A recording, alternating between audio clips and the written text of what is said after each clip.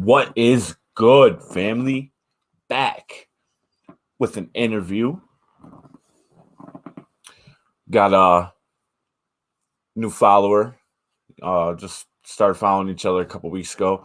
I wanted to discover his music together with y'all, so I haven't even listened to nothing yet. I've been checking out the links and stuff like that and seeing like the artwork and stuff, and I heard a couple of snippets though. I'm not gonna front. I heard a couple of snippets. So we got the homie Nubes on deck. His links will be in the description if you want to scroll down and look and tap and go and follow Spotify. There's music everywhere. And his Twitter and his Instagram are in there. If you haven't subbed to the channel yet, do that thing. Smash that like button. Tap. Be soft with it because you don't want to break it. Tap that sub button. Get subscribed. Piece up the notification bell though. Make sure it rings. Ring that motherfucker so you can be notified when we drop in this heat. Man, let's get the homie on. Let's get the homie on right now. We ain't gonna do too much talking, man. The LG2 this thing. Let's get the word out. What's up, bro? Oh, we can't hear you now. I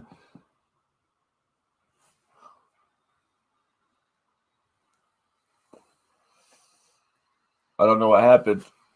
We were just talking too. Oh.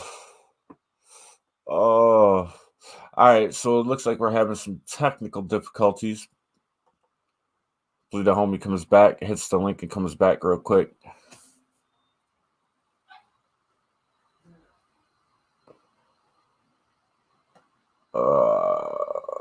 Shoot. Let's see what happened.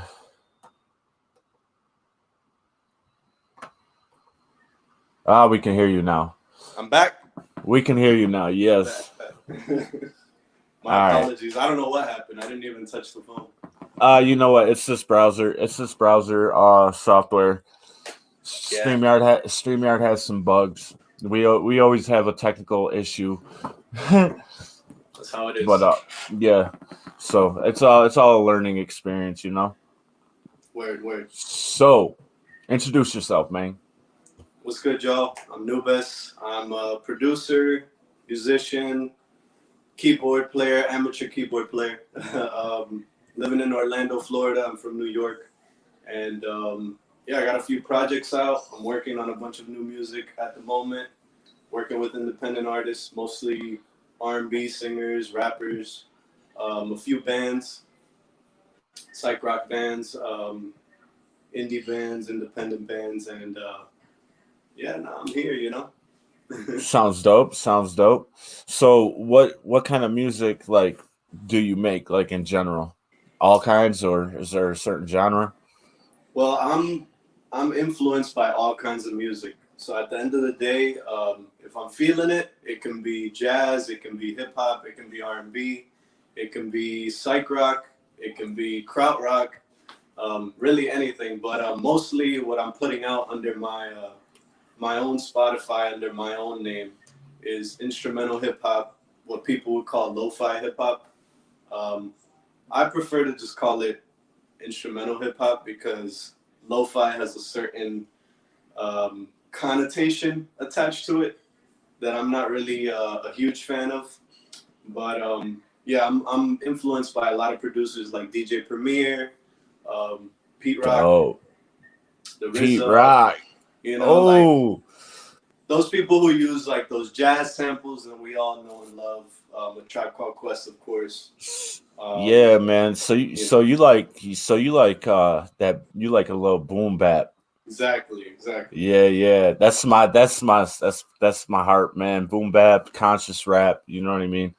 Yeah. Well, I'm 39, so I was born in 81. So okay.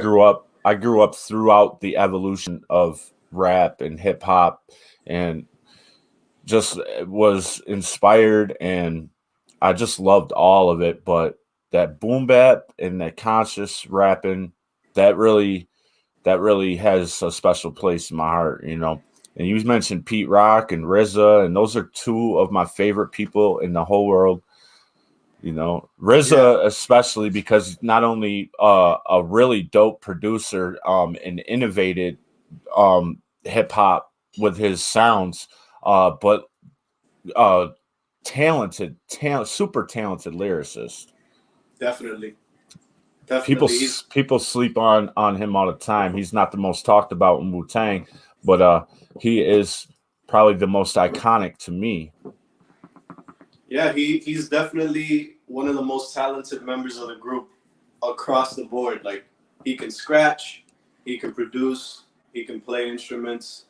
You know, he knows how to get people in a room together and make something, you know, amazing. Obviously, you know, with the Wu-Tang. So definitely feel you on that. He's a big inspiration for me and for a lot of my friends. I mean, as you can see here, I got all the gear, and that's really, you know, I'm influenced by those guys. You know, I got all the MPCs because of them, because I love that sound. You know, that's a dope setup you got there. Thank you. Yeah, man. But can you play? Can you play something like? Can you just like on the keys? Yeah. Yeah. I got a drum loop here.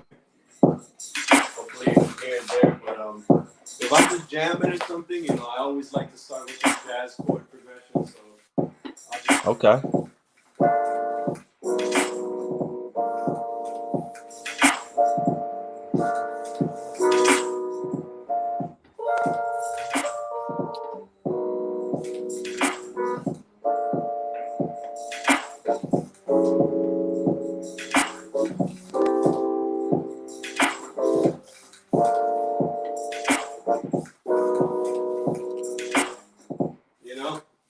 Yeah, that was smooth, man. That's smooth.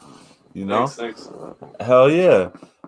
So like I was saying, when I introduced the live, I didn't check out any of your music yet. Normally, when I do an interview with somebody that I don't know or have newly followed, I'll check out their music and get to know them a little bit. And I think I did tell you I was going to do that, but then I decided, you know what? Let's discover this sound together. So whoever's watching, we're all discovering Nubes and his sound together. You know? Yeah, man. I'm all about, you know, being surprised by stuff.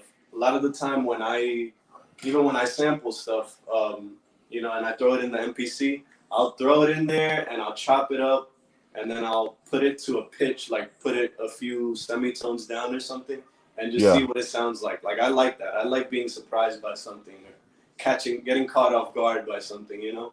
So yeah, me too, that's man. perfect for my music. Yeah. That's how I do it, you know? So how long have you been doing this, man? When did you get started? I've been doing this since like I was 12 or 13 when I first moved to Florida, because I was born and raised in New York, and about 13, 14, I'd say. Once I hit like high school, first year of high school, one of my boys here in the same neighborhood that I'm living currently, he showed me FL Studio.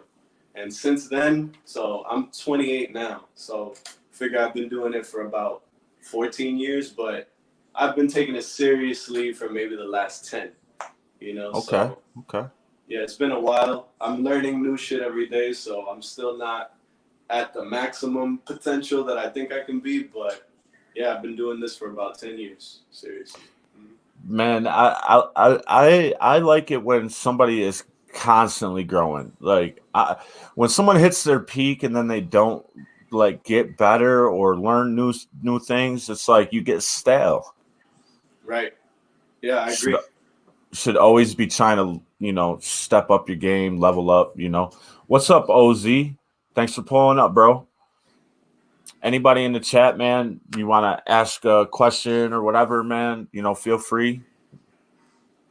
Yeah, no, constantly improving is one of the goals. You know, I'm such a procrastinator, and I'm so lazy sometimes that when I see, you know, when I'm on the internet and I see something new, that inspires me to like learn that. You know, so, and especially now with all the technology for music production available, like there's no excuse not to be learning something new every day.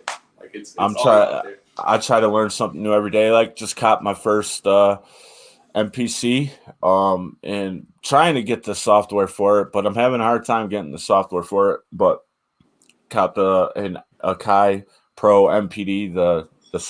the second generation, that 218. It's just a little basic, um 16 pad MPC with I think Oh, that's the MIDI 12, controller one. Yeah. yeah, I think Yeah, it's it's got got 16 pads. Yeah.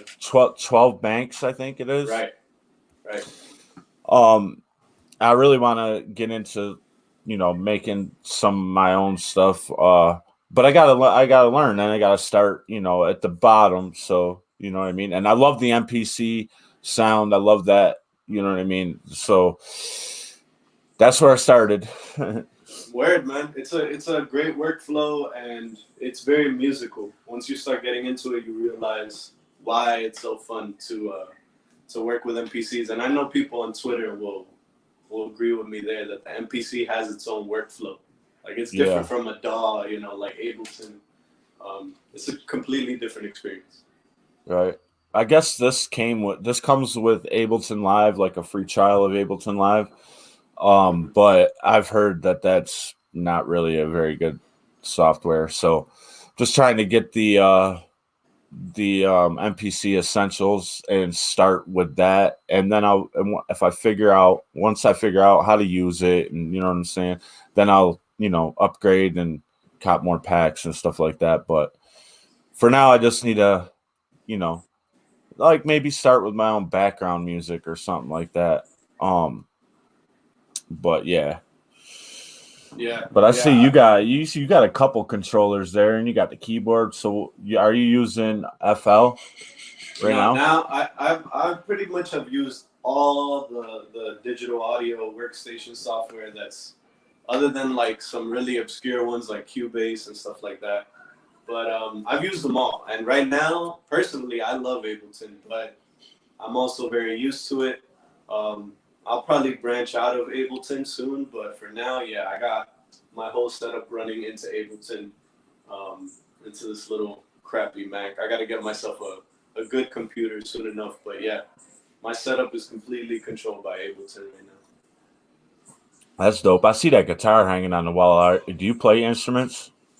I tried to, that's a bass there. I got the little bell set there, and really what I'm trying to do is just incorporate more instruments for the simple fact that the beats, they sound a little bit more live when you have more than just a sample loop playing. Yeah. And you can get more intricate, and the arrangements can get more complex. So sometimes I'll plug the bass in and kind of, pluck away a few notes and sample them and play around with them. So That's dope. Yeah, that's in there. Do you ever incorporate that xylophone sound into? Yeah, man, that's dope. I love hearing that. I can pretty much pick out each instrument element in a beat, and that's what I love about music, man. It's like there's so much involved, and there's a lot of producers out here. Well, they call themselves producers that will sample like three sounds. Like so, they'll get a drum loop, and then they'll find a melody, and then they'll add an 808, and that's their whole beat. And you can hear it run over itself. Like you could hear the loop, and it's just not. I mean, you can hear that there's not a lot of passion. There's not a lot of work put into that, and I feel like that's just like, all right, so I want to be like everybody else, and I want to call myself a producer. You know what I'm saying? And I don't really like those types of sounds, man. I like it when an artist really incorporates like all kinds of elements into a beat. One thing, like so you got your drum loop going and you got your melody going, and then all of a sudden it breaks and a xylophone comes in, or some ambient sounds come in. You know what I mean? It's really dope to hear all the different things that go into it. And I know that those beats take more than 2-3 hours to make. They take days, weeks, sometimes months to make. You know what I mean? Yeah, definitely. Like coming from, so when I went to when I moved down here to Florida, you know, for the time that I was in high school, I was here. After I graduated, I actually went to music school in New York, to a school called SAE, School of Audio Engineering, and Yeah, I got my degree there. What was that? I'm sorry. I was saying, yeah, I know some people that did their studies there. Yeah, yeah. And being there taught me that. Like, there's a lot more to a beat than like what you said. You know, those three sounds that everybody can easily hear, but once you hear them and you know what you're doing, once you're a producer, you realize like, all right, this beat could use more. You know, it can get more, could be a little bit more busy and not so Yeah. repetitive. And that, you know, being over there in New York and learning stuff there at the school, and then on top of that, while I was in that school, when I went to New York, I actually just, because I moved over there by myself, you know, I left home. And I was like, you know what? I'm going to join every single band that I can because I wanted to get better at keys at the time. And being in all those different groups taught me a lot about what instrumentation fits and what doesn't. And that really helps when you're layering beats, you know, like even this one, I mean, you can see the colors there. I got about 7 sounds, you know, in there. That's not Okay. much, but if I really wanted to get simple and make the beat easy for me, I could cut out like 4 of those elements. But I like keeping them in because it just adds a nice texture to everything, Yeah, and you know, it's more pleasing to the ear. Those are it the little really is. details that you learn later on, you know. Yeah, you don't hear your loops run back, you know, when Right. you got something else behind it. So, young OZ said, "What's your favorite piece of work you've done?" That I've done. I recently dropped a project, and it's on Spotify. All my stuff is on Spotify, by the way. I recently dropped something called the Flow EP, FLOE, and I got some really dope artwork from an artist on Instagram called Spring Adis. Hopefully, I'm not pronouncing his name wrong, but he he did some artwork for me, and really kind of like tied the whole concept of the EP together, which was I was going for a really frigid sounding electronic ambient down tempo project. So it's a lot of different influences, but I think that project came together exactly how I wanted it to. And I got some vocalists on there. I wrote a few songs for it. I did a remix for an artist there. Her name is Sophie Cruz, and she's a singer.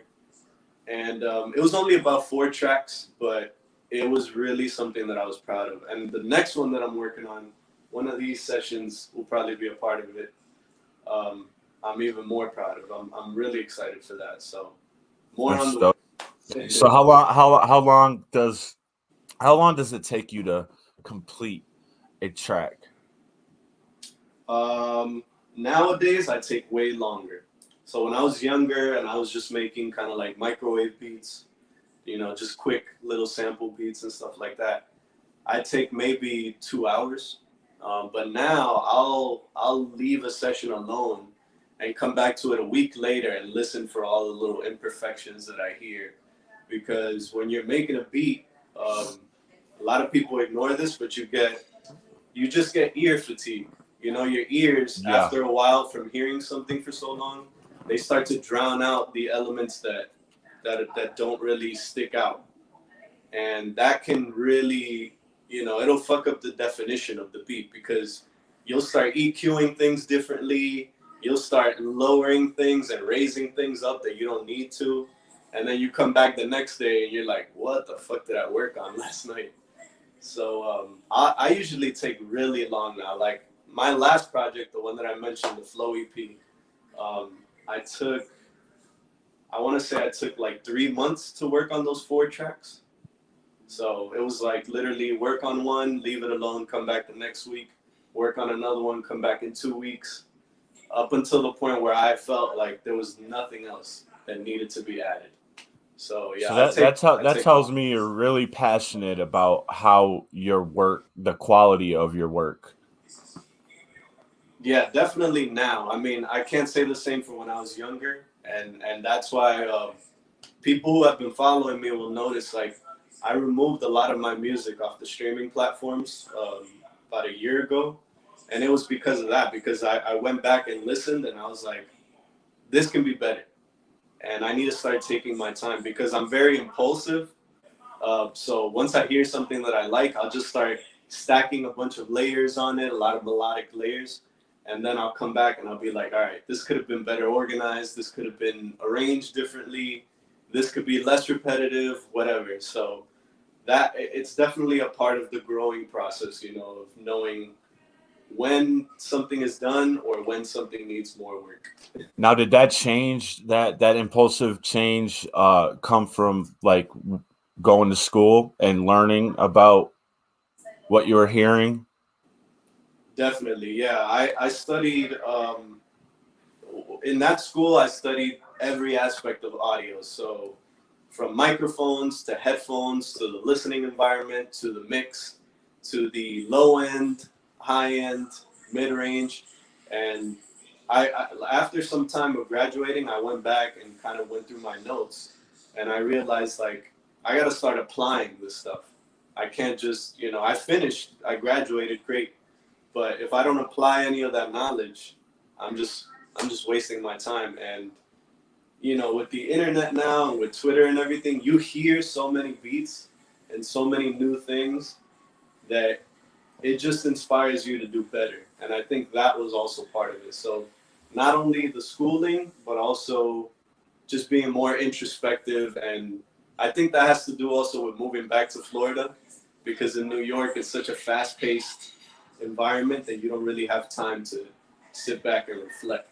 And when I moved here, I had a lot more time to do that. And that's when I started kind of shifting gears. Okay. Now, from a producer perspective, how important, like for talking to another producer, how important is it for them to learn how to hear music? I think it's probably one of the most important things you can do. I mean, if you have favorite bands, that you like and you admire them and you listen to their music frequently, I think it's a good idea to listen to their music or even put it in a track window on whatever DAW you have and literally look and listen. Look at the wave file and listen to it. And you're gonna realize if you go back and forth between their music and your music, you're gonna realize where your stuff is lacking. And using your ears, I mean, they told me that in school.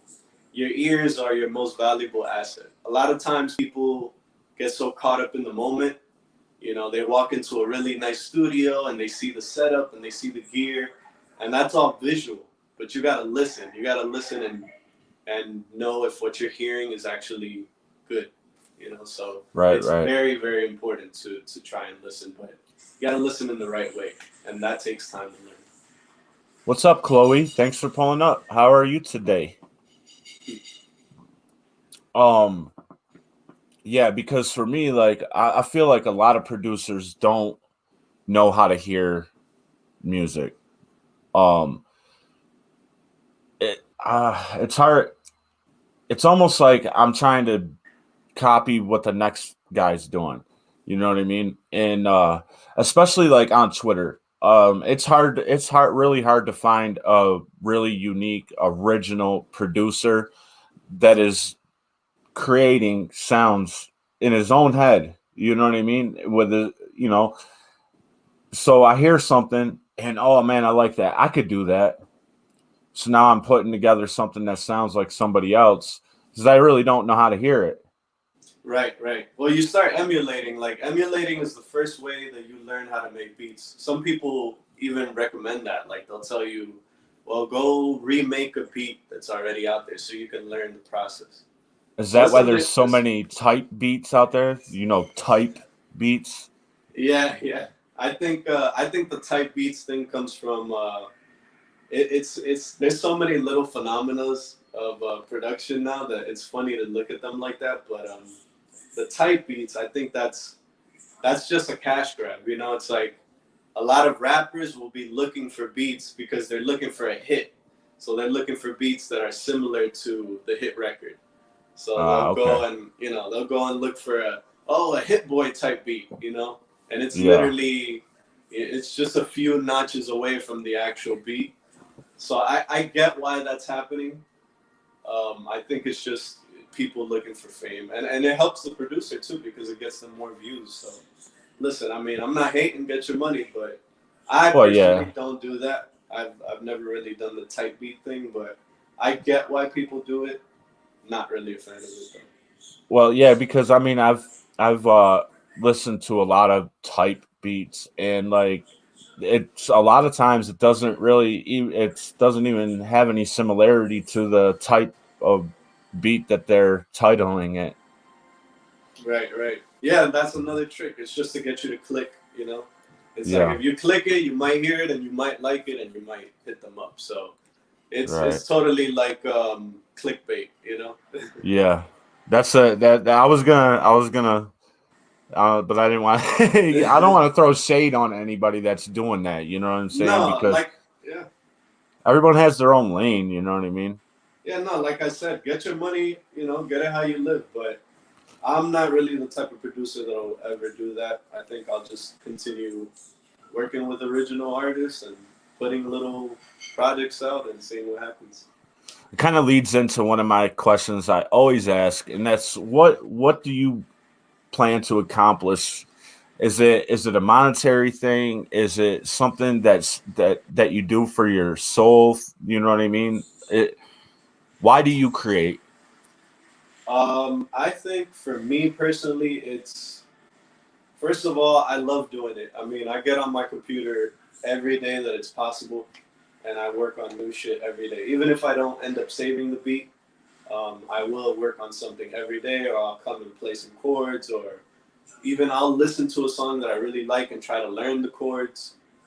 So I love it. Personally, music is the only thing in life that has never failed me or never disappointed me. Like everything else, my job, there's been times where I hate my job. There's been times where I'm mad at, you know, I'm in some sort of relationship, whether it's friend or romantic, and that's disappointing or whatever. There's tons of things in life that bring you, you know, disappointment and heartache and everything. But for me, music has always been something that helps at the end of the day. And whether it's feeding me or just making me feel better, or admiring the beauty of it, whatever it is. So first and foremost, I do it for the love of it. And I know that's kind of cheesy because people will tell you, oh, you know, love doesn't pay bills or whatever. I understand that. But even if I was making no money, which I'm really not, because you know how the streaming economy is, I Yeah. still love doing it. I just love it, you know, so I'll never stop doing it. So sometimes, like in the past, I would tell myself, if I don't make it by, you know, a certain age, I'll stop. But I don't think that's realistic. I think I'm always going to be doing it. But secondly, I do want to, and this is more recent, but I'm trying to work with more artists outside of my lane because I do want it to get to a point where I can be recognized by people and maybe recruited by people who are doing something unique and work with them. I mean, there's so many artists that I see right now that I'm following, that I'm a fan of, that I know if I was in the room with them, we'd make something beautiful. You know, like we're gonna make Right. something unique. We're gonna make something that people like, that people enjoy. So that's right now. That's my other goal is to work with the people that I really love, and the list is endless. But you know that's the goal right now. And if I can get paid while doing it, great. But a lot of the times, I mean, I don't I don't I don't hit up people with the intent to make money. I mean, I don't go to somebody and tell them, well, you need to pay me this much. Like if the work is good and the relationship is good and we have an understanding, all I'm trying to do is make dope shit. That's really it, you know? That's what's up. I feel like if those are all your reasons for doing what you do, like music can't let you down. And like I said, it never has, you know. There's always been times where I needed a pick me up or I needed something. And whether it was when I moved to New York, you know, I was over there with no connections. and I went to a rehearsal with one of those indie bands I was working with, and I'm in this rehearsal space, and I helped this old woman move a piano or something, and some speakers, and then next thing you know, she turns out to be the owner of the space, and she hires me to manage the Ah, studio. see.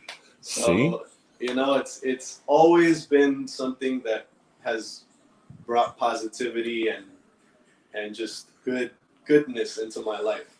You know. That's really good to hear, man. That's really good to hear because you're not doing it for all the wrong reasons. A monetary thing is always, it should always be there. Like you should always be trying to. You shouldn't do anything for anybody and not expect to get something out of it. You know what I'm saying? Whether it be monetary or an opportunity. You know what I Right. mean? Right. I feel like if you're putting in work, you should be getting something for it. You know, and when you're putting a positive energy out there, you don't even have to expect anything back. It's going to come back. You know what I mean? Right. When you're Right. doing it for the wrong reasons, if I were to sit here and say I'm doing this because I want to get rich one day, um I'm probably not going to be blessed with too many positive things because that's not a positive mindset. Right. Right. No, exactly. And I'm not gonna front. There's been times where I have approached the situation in that way because I feel like, all right, I'm doing so much, you need to pay me. And if people see this interview, I'm sure they know who I'm talking about. But there's been times where I've done that, and it just hasn't served me. And now with the new attitude that I have, where I only work with people when I know the experience is gonna benefit the both of us in some way, that's always been much better. So, if you work on music and you go, all right, I'm gonna make X amount of dollars off of this, you're always gonna be disappointed because things never work out the way you plan. It's Exactly. you just have to do things in the way where okay, whatever happens, I'm gonna be happy with the outcome, and that's kind of what I try to do when I collaborate or produce for people. Even if I don't charge them, I go, okay, well, am I happy with the track? Yes. Am I happy with having this person on my beat? Yes. Well, that's all I want. And if other things come out of that, great. But at least at the end of the day, I can be happy with my creation or our song. And that's like the bare minimum that you could ask for. Anything other than that, great. But don't go into it with those intentions because you're going to be disappointed. Exactly. Um so as far as like, have you worked with anybody that has music out here? Yeah, yeah. I'm working currently now with this rapper Blue November. He's on Twitter. He's on Instagram. He's really dope. But I love working. What I love about working with him is that he can write to anything, and he always delivers. And people like that, you realize when you start working with a lot of people in music that people who can play their role are great, and he knows his role. When he writes, he just bodies any beat, and it's not just a verse; it's a song. So I'm Do working you with him. all have anything published? Yes, yes, we have. He just recently released two singles that I produced. One of them is called "Be Real," and the second one he just dropped is called "Azure," and he's out in Cali, by the way, a California rapper. Um, and I'm also working with somebody that's associated with him. He goes by Garrett Odom. He's also on Twitter, Garrett Odom at Twitter, and both really talented rappers. I'm working with a ton of producers here in Florida um, through the Free Rice Collective. That's the little collective of producers there, and these are guys who all have their own sound. Um, I'm just gonna name them real quick so that everybody can Of follow course. them. But Plurble, that's my boy. He makes a lot of like dark electronic, kind of wild music. It's really unique. Um, Guad Kips is another producer in the crew that he kind of got us all together He kind of got us all together under the umbrella of performing live. So that's something that I had never done up until I moved to Florida. I was always performing live with bands, but he really got us together and started little performance spaces and opportunities with the gear, like the SP404 and the NPCs and stuff. So another producer that I'm working with there, Sam Ramsey's close friend. He's another producer. Noggin, Pax. He goes by your boy Pax. Another great producer. I know I'm gonna forget a few names because I'm trying to remember so many things, but I'm working with all these people. Let me mention Bundo, another great producer who's on the come up too. He's dropping a bunch of stuff. But all these people I'm working with to try to basically, put out music that I'm proud of. That's the main thing. All the old music that I took off of the streaming services, in some way I just felt like it could be better. And working with these people has really kind of unlocked new potential for myself in the music that I put out. So yeah, I'm currently working with all these guys, and I have a few other collabs in the works, but I'll probably talk about them more once they're out into the world. So. Yeah. I feel it. So you'll have to link me to the stuff you have with Blue November so I can react to it and get you guys music out there and try to get some ears on it. Definitely. Yeah. Definitely. Hey, Roman, what's good? You always come in talking some type of shit, Roman. I'm looking right at my screen, right?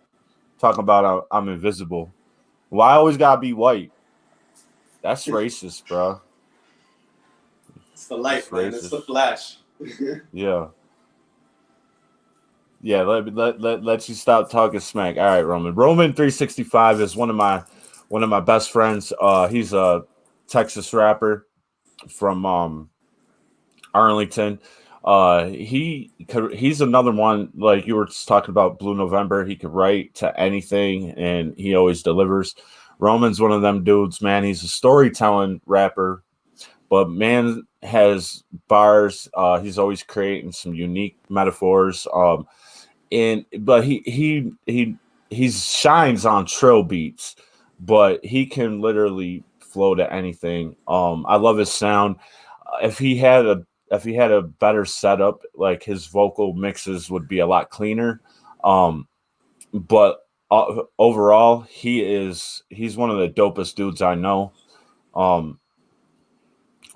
All these everybody in the chat, I don't know if you're looking at the chat, but everybody in the chat is an artist and they're all fucking amazing. Homeboy 760 said Death Coast, baby. Yeah. He's Coachella Valley rapper, man. He has a unique sound. He's also an MPC producer. Makes all his own beats. Chloe Rain, she's a R&B singer. She has an amazing, unique voice, and she could sing and harmonize to anything. Yeah. So I mean, and all these people I follow on Twitter, Saint, what's good, baby?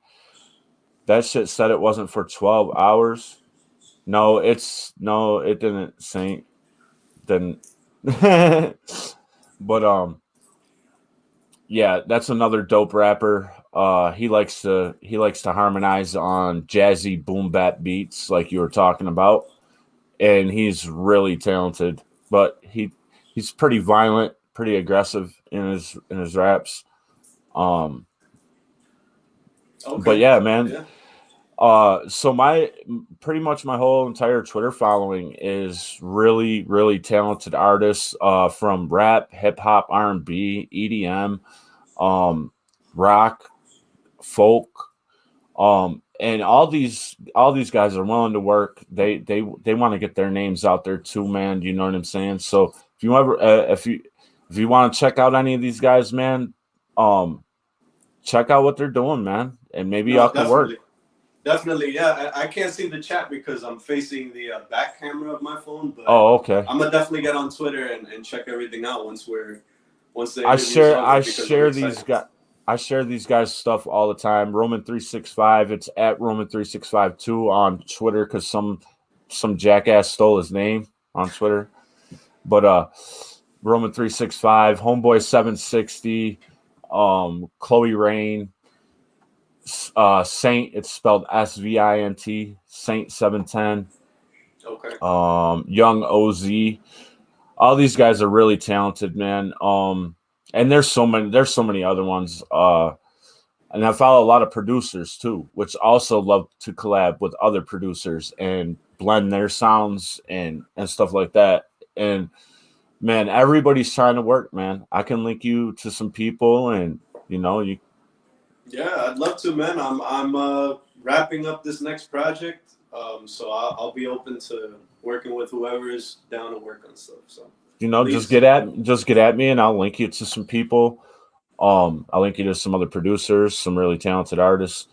Um, but these guys weren't in the chat when we first started. So if you want to play something that you got, I mean, I could go on Spotify and play your stuff, but I think it'd be better to just hear you play something, or if you got something loaded up, you can just spin it real quick.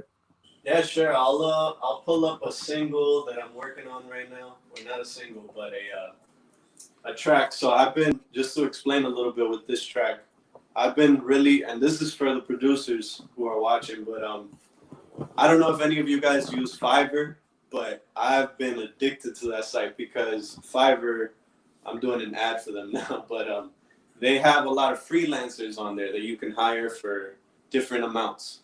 Some of them charge $20, some of them charge $5, some of them charge $10, and they all do different things. It's like a creative freelancing site. And on that website, I discovered that there's a lot of great singers, vocalists, writers, instrumentalists, everything. So I've been going on there and kind of basically using that site to make myself into more of a producer. The classical definition of a producer is somebody who overlooks the process and kind of directs everything. Like, hey, you sing this, you play that, you do this. So I've been able to do that now because I can just write a part for somebody, send it to them, and through this website, I pay them whatever it is they want, and they just give me the work. So there's no sort of like process to it because they know exactly what role they need to play. So it's great for me because I can explore a lot of ideas. So this beat right here, I made it for an artist called Beimada for a remix that she had. By the way, follow her. She's dope as fuck. She's an R&B singer from, I want to say she's in New York. I might be wrong about that. You can send me any links to anybody you want me to follow. I'm always down to discover new artists and new producers and stuff like that. So definitely, yeah. I'm gonna put. I'll post something on Twitter later on after the interview to kind of link all the artists I mentioned. But okay. She's a great singer. She has a really, really nice, airy tone to her voice. So I had made a remix for her, and you're not allowed to post remixes on the streaming platforms. So like DistroKid and stuff like that, they don't allow you to do that. So later on, I took the remix down and I basically took the instrumental and I sent it to this artist from Fiverr, and she wrote a song to it. So she's a songwriter, and I really like how it came out. This is a little piece of it here. Let's see if I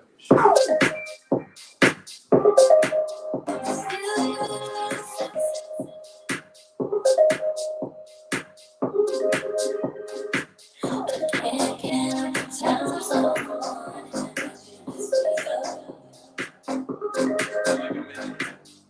I guess it's just something that you do. But I have time to this morning.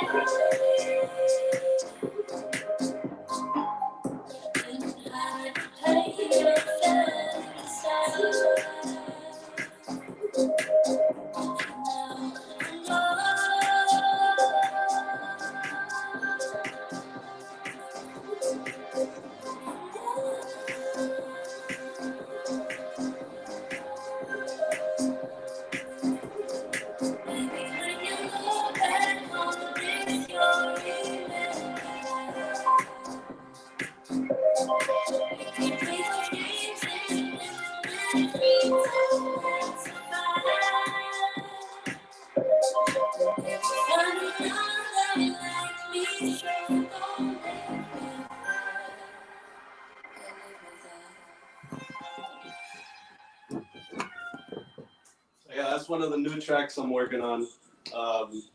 That artist, she goes by Jody Poi. I'll link her as well. Man, that was tight. Thank you, man. It's different from the boom bap, right? Yeah, yeah. It's like I said, I'll flow with any genre if I like it, you know. So that's more electronic, more upbeat, and that's probably gonna be one of the singles to the next project I'm dropping. That's dope. Yeah, thank you, man. Thank you. Oh yeah, I like it. Sounded to me, it reminded me of water, like water dropping, so drippy. Right. Yeah, and I mean, a characteristic of all my music is I kind of like to make it smooth, kind of like to make it chill.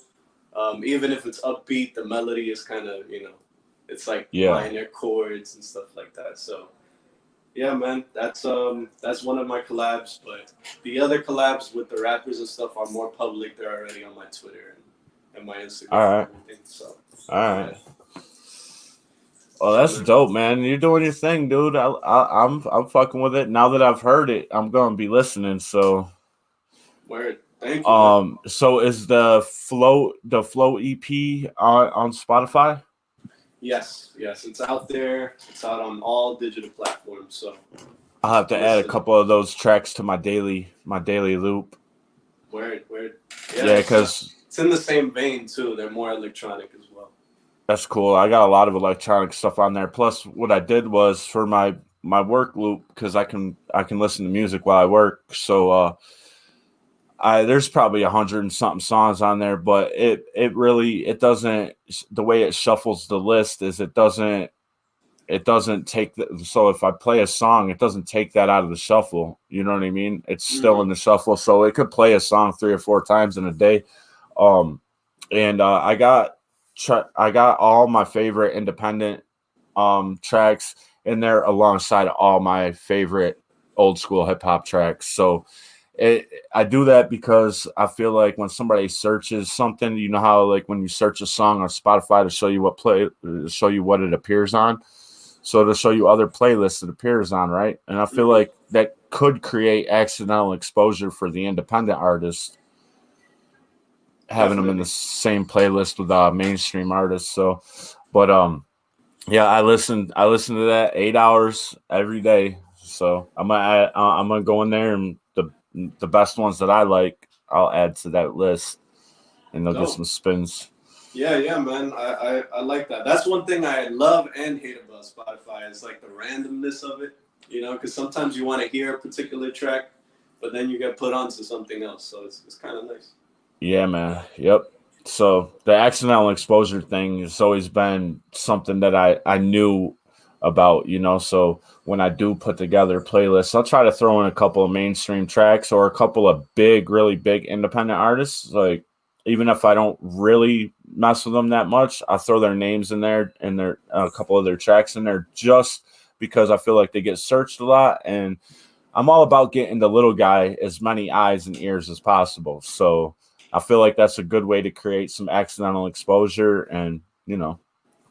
Yeah, man, that's why we appreciate you, man. You're putting stuff out there, and you're getting eyes and ears on something that people might just overlook. So about the really Fiverr thing too, we all know about Fiverr. We all have Fiverr accounts. I don't know if everyone here that's watching does, but I know a few of us do. But like, I don't ever go and check my thing anymore because it's got thousands of views, but it's never got one hit. But like, I create lyric videos Okay. I haven't created one in a year or so. I share them. Every once in a while. Share the ones that I've done. And they've leveled up as I was doing them. So they're getting better. I just wish that more people would, be like, hey man, you want to do a lyric video? Sometimes like I haven't charged anyone for any of the ones I've done. But like on Fiverr, yeah, it's like a basic one with some still imagery and the lyrics on the screen would be like $35, with a 1 to 3 day return. And like a custom one with some custom imagery and some animation and stuff like that with the dope fonts, custom fonts and all that, would be $50 with a 3 to 5 day return. I feel like that's a really good deal, because I feel like, especially if you're placing your song on like YouTube, it should have a visual. It shouldn't just be the title on the screen or just a still image through the whole song, because YouTube is a place for videos, right? And people get uninterested if there's not a visual. Even a little visualizer, like with the volume where it like beats to the beat of the song. Something as simple as that will keep somebody interested in the song to where they listen to the whole song. But if they're just looking at a picture, I mean, they might get bored and click off. I mean, the attention spans nowadays are just shot. So, yep, it's all about engagement. I mean, I was talking to a friend about this recently, but that's the thing. That's the unique thing about being a producer now, is that you need to not only make the beat, but you need to keep people engaged in multiple ways. And video is essential. I mean, it's like, if you don't have a video, your song isn't going to be known. I mean, there's so many independent artists that I follow that once they shot their first like official video, that's immediately they're known. After that, It's like for example, there's an artist that I really like. I love his production. He goes by Overcast. I'm sure some of y'all in the chat have heard of him. But he was making beats for a long time, and this is a young cat. He's like, I don't even think he's 25 yet. I don't know, but he was making beats for years. I was following his come up. As soon as he made his debut album with official videos, dude got on Rolling Stone, Pitchfork, all the things that a producer would want out of being notoriety. He got that, and videos are so essential. I mean, I've had multiple little arguments and discussions with my friends about the idea that we need to pool some money together and get an official video done, because that's the only way that you get well known in this industry now. It's like engagement is everything, and that's why even Spotify learned. They made those Canvas videos, where you have to put like a little GIF for your song that kind of loops. It's like a looping image. I've never seen that. Yeah, that's a new thing on Spotify. I mean, if you listen to, who Flying Lotus is, right? Oh, I've heard of it. Yeah. Flying Lotus, he's a big producer in the beat music community, but he made a really dope canvas, which is he basically just animated his album cover. So his album cover has like this engine metal structure thing, like a huge engine with fire coming out of it, and he just animated that so that the fire moves, and it's all about engagement nowadays. If you don't have a video, you're not gonna be well known. That's a fact. Right. I say it all the time, man. The visual is key to your song getting seen. Yep, it is literally. So Roman said, so how did y'all link up? I always wonder how you meet these artists you interview, but I never ask. It's completely random, Roman. I post that I'm, on Twitter, I'm very vocal about supporting the independent community. So I'm always posting how I want to meet new artists. I want to, get to know people and discover new music, new sounds. And when I post the interviews, it gets shared, by LG2. That's the whole purpose of LG2 is let's get the word out, because word of mouth is the best form of marketing. It always has been, and it always will be. If you're showing people something, they're gonna show somebody else, especially if they dig what you're doing, right? Um, I my just for an example, my whole life I've been a roofer and a contractor. And how do we get jobs? We talk to people, Mm-hmm. and people see Exactly. our work. People see our work. They see that there's quality work being done, and they tell their friends that need work done. So they're talking to their friend, and their friend says, "Yeah, my roof's leaking or whatever." Oh, I know these dudes, man. They do quality work. You should. I got their number. Call them up. They do. They're reasonable price, all that. So I post the interviews every time I do an interview. I post it on Twitter. I'll post it for a couple of days. I'll also post it in the support room. LG2 reposts it, and LG2 collectively has probably 100,000 different followers. So it's constantly getting put in front of new eyes. People are like, "Oh, I wonder what this is all about." So they click Mm-hmm. and they check, and people hit me up and they're like, "Yo, you're doing interviews?"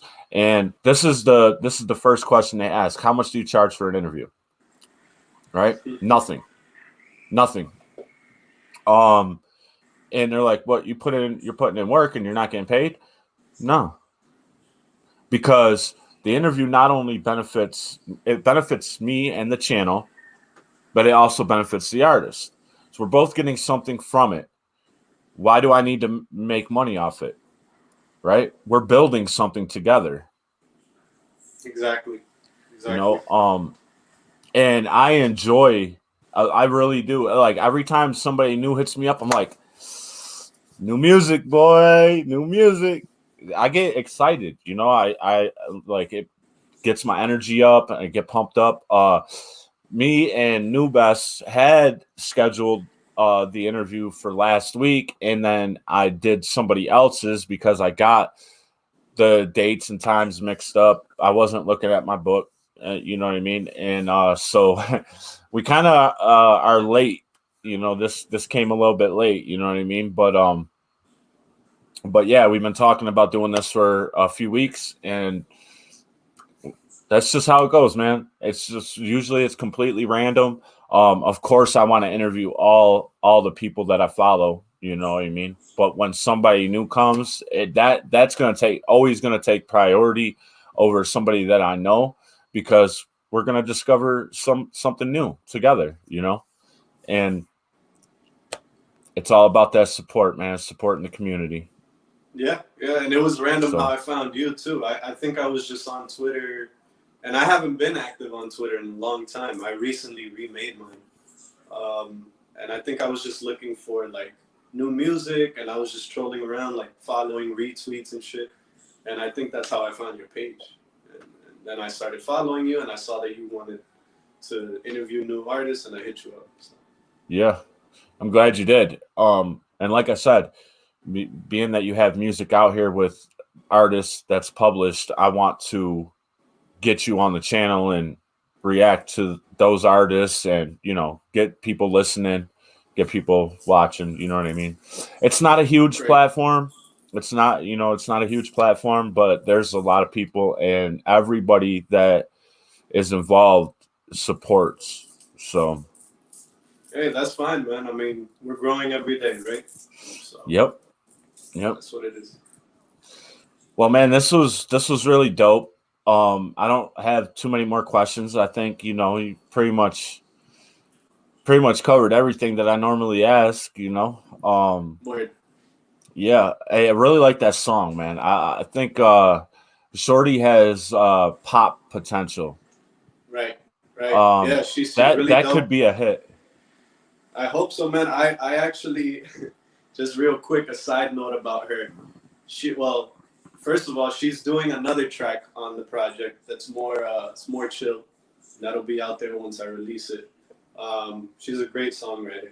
Um, but I actually was contacting one of these. I was in discussions with this girl who does like a lot of dance videos. Like she has a really big following, and she heard it and she was like, if you want to talk prices, I'd definitely be down to dance to it. So it's definitely in that pop category. Because once that girl was like down to dance with it, I was like, all right, I'm going towards the pop category. But it's cool. I mean, I've never made a pop song, but I like it. I don't know. It could be something. No, there's nothing wrong with, there's not like all right, so people are hating on MGK because he switched from rap and then kind of went more towards a punk style, and then like now like he's making pop songs, like he's a pop artist, bro. Mm-hmm. And I actually like the growth. I didn't really like him as a rapper, but he has a new album out that is absolutely fucking amazing. Every song on there, you know what I mean? It's just really, really good. I like a lot of pop artists. I do. I don't support it on the channel because I'm not trying to grow this platform off the names and off the backs of others. I want us, the independent artists, the underground artists, this community to build together. You know what I mean? Right. And they already have so much. I mean, pop artists already have so much notoriety. They don't need. Exactly. They don't need my help. Exactly.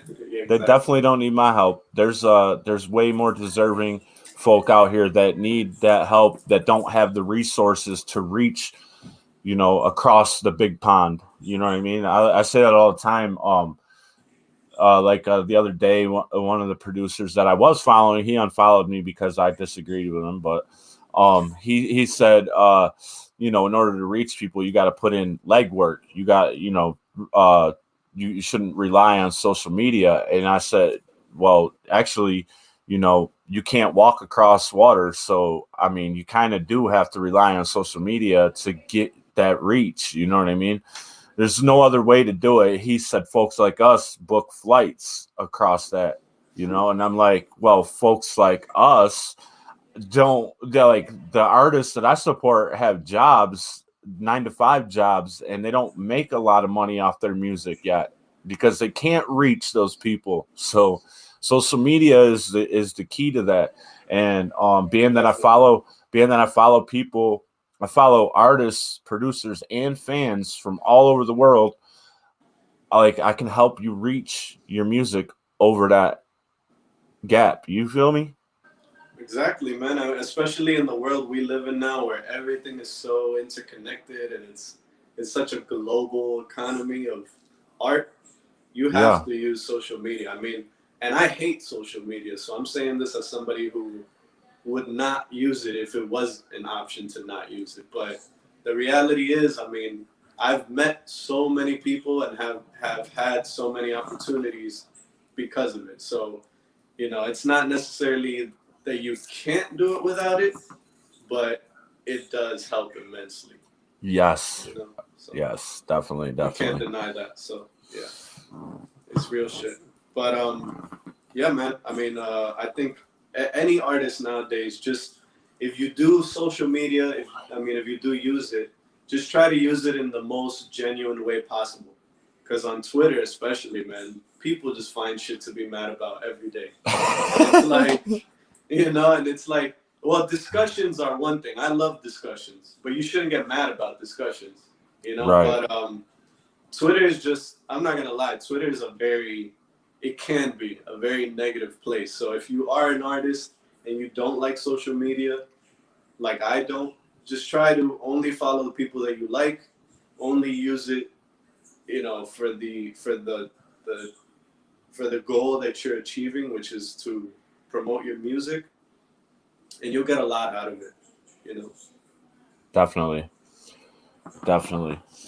All right, man. Well, I got some work to do. I got a few reactions. If you link me up to those songs, I'll try to get them on today or tomorrow. But yeah, I got some stuff planned for today, and I'm really excited about it. This was a dope interview, man. Good to hear. Good to hear your goals, and the reason that you create isn't just for fame and riches and all that. I respect the fact that you create because you love to create. Thank you, man. Thank you. I do, and hopefully you guys will see that in the coming months when I drop this next little project, all the new shit that Well, I've been stay in working on. contact and keep me updated and all that. As I follow so many people on Twitter, I might not see your stuff in the TL, or you know what I mean. Like I'll visit your page here and there, but like you just keep me updated, man. You know what I mean? Of course, And yeah. yeah, And man. if anybody wants to follow me, all my shit's on under Nubes Beats, Nubes Beats, all one word. Instagram, Twitter, Spotify is Nubes, everything. Your hyper follow link is in the description for your Spotify and the Flow EP, and your Twitter and your Instagram. I didn't see any links for YouTube. No, So you not know, YouTube. I don't have any official videos yet. That's what I'm working on. But yeah, everything else is out there. Spotify, Apple Music, Insta, and Twitter. I know a lot of these guys use YouTube to find beats. So I mean, it might be a good idea to just I mean, even like I said, like even if you or like you said, how Homeboy did it, you just get some artwork and you just use like an app and just animate parts of the artwork or something, just throw it on there. You know what I mean? And that's a good way to promote your beats, man.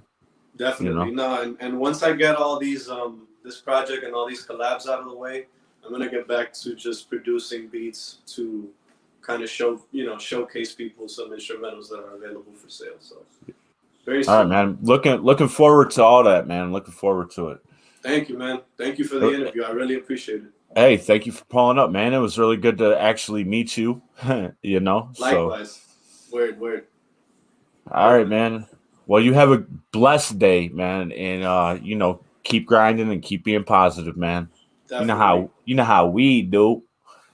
Yes, sir. Thank you, man. Likewise, and thank you all, whoever else is on the chat, for tuning in.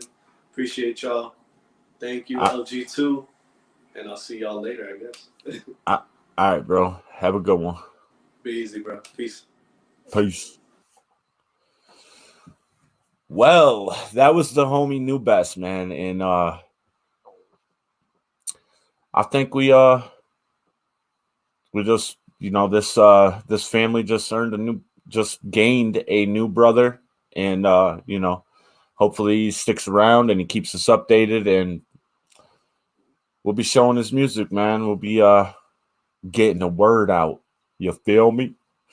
And Roman, all right, I'll check that out. I'll check that out when I get off of here. Thank y'all for pulling up and kicking it with us. It's been fun, Oh wait. I did that wrong. Man, grab them links out the description, man. Follow the homie. Follow his Spotify. Follow him on Twitter and Instagram. If you're not subbed to the channel yet, man, punch them buttons out, man. Punch them buttons out. Make the bell ring so you can be notified when we're dropping this heat. You know how we do. Some links for the homies at LG2 on Twitter. They Twitter handles is in the description. You want to reach out and find out what LG2 is all about. We always talk about LG2 and let's get the word out. You want to find out what that's all about, man? Check out the homies on Twitter. Reach out. Check out our website, the blog. There's a couple of writers on the blog, me included, even though I haven't written anything in a few months. Really dope interview with the founder of LG2, Justin, People of the Parallel. One of my best friends. Check that out, man. That was a really dope question and answer interview. There's also a live interview just like this with Justin on the channel. You want to check that out. My Twitter, Insta, Gmail, donation link, merch link, all that's in the description if you want to drop a small donation, show your love for what we're doing, support the cause. You want to cop a hoodie, t-shirt, coffee cup, something, you know what I'm saying? Merch link in there. Do that thing. It's been fun. But until the next one, it's a wrap, yo.